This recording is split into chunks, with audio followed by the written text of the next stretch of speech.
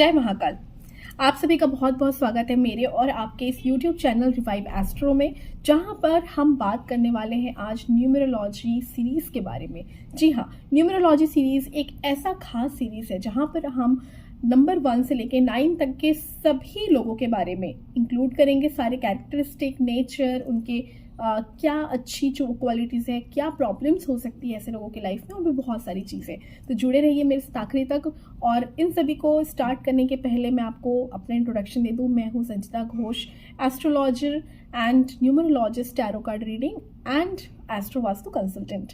तो आप हमसे अपॉइंटमेंट लेने के लिए नीचे दिए हुए नंबर पे मैसेज कर सकते। और साथ ही अगर आपके मन में कोई भी क्वेश्चंस है तो आप अपने कमेंट बॉक्स पे हमें लिख के भेज सकते हैं, तो हम आपके रिप्लाई को देने की पूरी कोशिश करेंगे।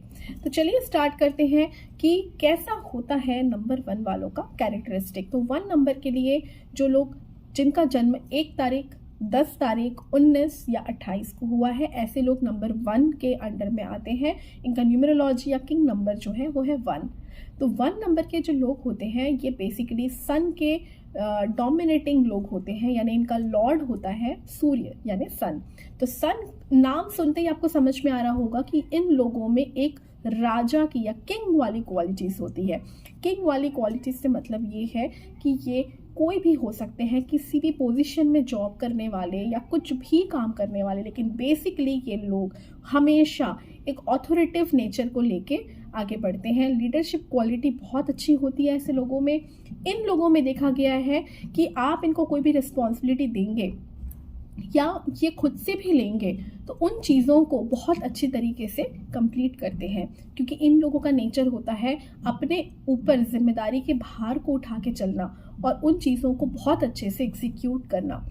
सबसे बड़ी चीज़ देखेंगे आप इन लोगों में कि इन लोगों को अगर आप कोई ऑर्डर देते हैं, कोई भी इनके ऊपर पावरफुल इंसान बैठा है और इनको अपने पावर का यूटिलाइज करके अगर इनको मिसयूज करना चाहता है, डोमिनेट करना चाहता है या कैजुअली भी इनके ऊपर कोई ऑर्डर दिया जा रहा है, तो ये लोग बिल्कुल भी उन चीज़ों को मानते नहीं हैं, क्योंकि बेसिकली इनका नेचर किंग का होता है। अगर ये कहीं किंग के जगह से हट के अगर प्रजा बन जाए, तो किंग राजा अगर प्रजा के जैसा स्थान में बैठ जाए तो सोचिए क्या होता है। राजा ही है और राजा को डील करने के लिए नरमी से पेश आना ज़रूरी है। अगर इनके ऊपर कोई ऑथोरेटिव वे में बात करे, डोमिनेट करने की कोशिश करे, तो ये लोग बहुत ज़्यादा एग्रेसिव हो सकते हैं और ये लोग उनकी बात बिल्कुल भी नहीं मानेंगे। तो खासकर ऐसे लोगों में ये क्वालिटीज़ बहुत देखी गई है। लेकिन फिर भी मैं ये बोलूँगी कि कॉम्बिनेशंस बहुत इंपॉर्टेंट होते हैं। अगर आपका किंग नंबर 1 है, किंग नंबर यानी डेट ऑफ बर्थ 1 से कनेक्टेड है, लेकिन अगर आपका क्वीन नंबर से मतलब ये होता है आपका डेट ऑफ बर्थ, मंथ और ईयर, उनको अगर पूरा ऐड ऑन किया जाए तो आपका क्वीन नंबर निकलता है। तो क्वीन नंबर और किंग नंबर दोनों ही 1 है तो बहुत हाईली ऑथोरिटिव होते हैं। लेकिन अगर क्वीन नंबर कुछ और है, जैसे एग्जाम्पल के लिए 2 है, 3 है या कुछ और है, तो कॉम्बिनेशन मिला के कुछ और रिजल्टेंट आ सकते हैं। लेकिन बेसिक नेचर यही आपको मिलेगा इन सभी लोगों में कि ये लोग दूसरों के ऑर्डर्स को मानना बिल्कुल भी नहीं पसंद करते। इसके अलावा करियर में आगे बढ़ते हैं तो या तो बिल्कुल टॉप पोजीशन में पहुंच जाते हैं और ऑथोरिटिव एक पावरफुल पोजीशन लेके ही जॉब करना पसंद करते हैं, और अगर मान लीजिए जॉब में नहीं रहते हैं, बिजनेस करते हैं, तो बिजनेस में भी ये काफ़ी ऊंचाई में जाते हैं, काफ़ी टॉप में जाते हैं। इन जनरल ऐसे लोगों में देखा गया है कि ये इंडिविजुअलिटी को लेके चलते हैं, अकेले ही सब कुछ करने का इनमें जोश रहता है और कैपेबिलिटी भी होती है। तो ये लोग जनरली पार्टनरशिप नहीं करते। अगर ये लोग पार्टनरशिप करते हैं लाइफ में तो इनको बहुत ज़्यादा ट्रबल हो सकता है, क्योंकि इनकी विचार, इनकी जो ओपिनियन है और थॉट प्रोसेस है, ये बाकी लोगों से थोड़ी सी डिफरेंट होती है। तो अपने पार्टनर के साथ चलने से ज़्यादा बेटर है ये लोग अकेले ही चलना ज़्यादा प्रेफर करते हैं। इन सभी के अलावा इनमें करेज की कोई कमी नहीं होती, इनमें बहुत ज़्यादा करेज होता है। ये लोग बहुत सोच विचार करके अपने डिसीजंस लेना पसंद करते हैं, क्योंकि जब हम लियो की बात करें तो लियो का भी लॉर्ड सन होता है और लियो का मतलब होता है शेर, सिंह यूं ही किसी पे झपटता नहीं, बहुत सोच विचार करके, प्लान्स करके ही कोई काम करता है। 1 नंबर के लोग बहुत प्लानिंग्स करके कोई भी चीज़ एग्जीक्यूट करते हैं। झट से कोई भी डिसीजन लेना इन्हें पसंद नहीं, और साथ ही ऐसे लोगों को अगर डील करना है तो इनको इस तरीके से डील करें कि आप ही सब कुछ हो, आपको ही सब पता है और आप ही सब करें, और आपको उनको सहमति लेते हुए नम्रता से और बहुत सॉफ्टली उनको हैंडल करना ज़रूरी है। इसके अलावा अगर हम इनके लकी कलर्स की बात करें तो इनका लकी कलर है yellow, orange, brown and golden.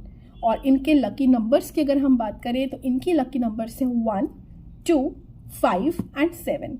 ये इनके कॉम्बिनेशन के लकी नंबर्स हैं। इन डेट्स को फॉलो करते हुए आप कोई भी अपना एक अच्छा काम ये कर सकते हैं, फाइनल कर सकते हैं।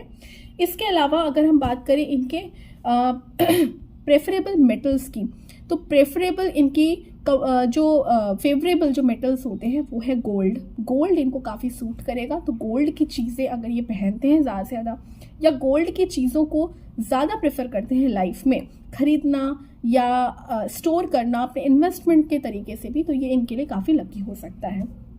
अगर हम क्रिस्टल्स की बात करें तो 1 नंबर के लोगों के लिए येलो सिट्रीन काफ़ी लकी क्रिस्टल है।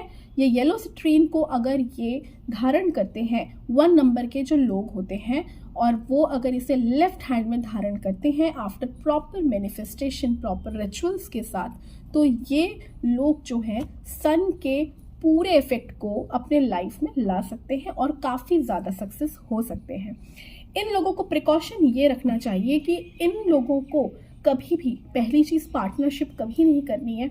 सेकेंड चीज़ ये है कि आपको लाइफ में जो भी करना है अकेले ही करना पड़ेगा, क्योंकि आपका बाय नेचर ऐसा है कि आप कभी भी दूसरों के साथ मिल के कोई काम करना पसंद भी नहीं करते और होगा भी नहीं सक्सेस। तो इसीलिए अकेले जब करने का एक जज्बा होता है तभी ये लोग सक्सेस होते हैं। तो आप अगर दूसरों के भरोसे बैठे हुए हैं, दूसरों पे डिपेंडेंट है, यानी आपका सन भी प्रॉब्लमेटिक है, इश्यूज है उस सन को लेके, रिपीटेटिव 1 नंबर्स आपकी कुंडली में है, आपके चार्ट में अगर हम न्यूमरोलॉजिकली देखें रिपीटेटिव 1 नंबर से, तो ऐसे लोग थोड़े इगोइस्टिक हो जाते हैं।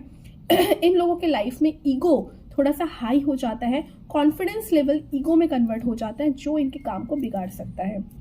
ऐसे लोगों में जो नेगेटिव पॉइंट्स या प्रिकॉशन रखने वाली जो चीज़ें हैं वो ये है कि ये लोग केयरिंग हो जाते हैं। कई बार रिपीटेटिव नंबर्स के वजह से इनके इम्पैक्ट ये आते हैं लाइफ में, ओवर केयरिंग हो जाने के वजह से ये लोग अपने पार्टनर के लिए या अपने साथ जुड़े हुए लोगों के लिए ओवर केयरिंग हो जाते हैं, और बाकी जो सामने वाला पर्सन है वो इनसे इरिटेट होने लग जाता है। कई बार इनमें ये भी देखा गया है ये लोग बहुत जिद्दी किस्म के हो जाते हैं, स्टबर्न हो जाते हैं, इनको समझाए नहीं समझते, इनको आप एडवाइस भी दोगे तो ये एब्जॉर्ब नहीं करेंगे आपकी बातों को, तो इन लोगों में स्टबर्न क्वालिटी भी देख सकते हैं। तो ये सारी जो नेगेटिव इम्पैक्ट्स हैं ये रिपीटेटिव नंबर्स या कॉम्बिनेशन के नंबर्स के इम्पैक्ट हो सकते हैं। तो अगर आपकी कुंडली में भी, आपके नंबर्स में भी अगर ऐसी वाली प्रॉब्लम्स है तो ज़रूर कोई अच्छे न्यूमरोलॉजिस्ट से कंसल्ट करके अपनी प्रॉब्लम्स को सॉर्ट आउट करें, ताकि आपके जो नेगेटिव पार्ट है 1 नंबर के वो रिड्यूस हो और आपको एक्चुअली में जो उसके पॉजिटिव इम्पैक्ट है वो लाइफ में आपको दिखे।